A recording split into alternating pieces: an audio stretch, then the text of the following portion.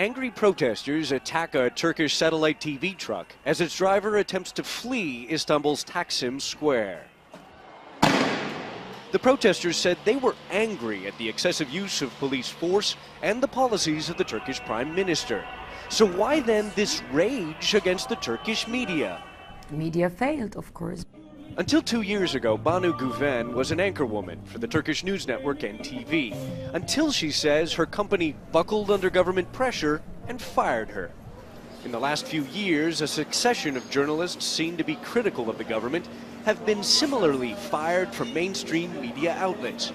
While Turkey has also had the distinction, according to press freedoms groups, of having more journalists behind bars than any other country in the world. What has the media atmosphere been like in Turkey prior to this protest movement erupting? Silenced. I can tell you that maybe 80% of the media, newspapers, TV channels and radio channels, they are in the hands of a few business people who have their ties with the government. When clashes raged across the center of Turkey's largest city on May 31st, Turkey's normally colorful media was unusually quiet. CNN's affiliate, CNN Turk, did broadcast regular news bulletins on the clashes.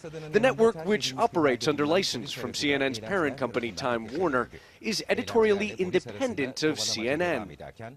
Late at night last Saturday, in the midst of the worst anti-government protests in a decade, CNN Turk continued to broadcast regularly scheduled programs like this documentary on penguins. Behind their feisty charm.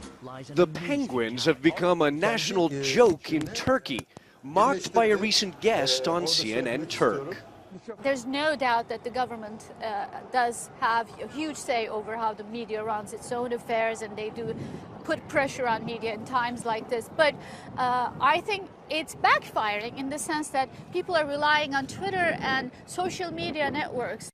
Social media trackers charted the use of the protest-linked Twitter hashtag Diren Gezi Park in Istanbul, saying it was used more than 1.8 million times Monday morning. That same day, Turkey's Prime Minister denounced social media. Şu anda tabii bir Twitter denilen bir bela var. Right now there is a pest that is called Twitter. There is exaggeration, all lies. Of course, what is called social media is right now a menace to society.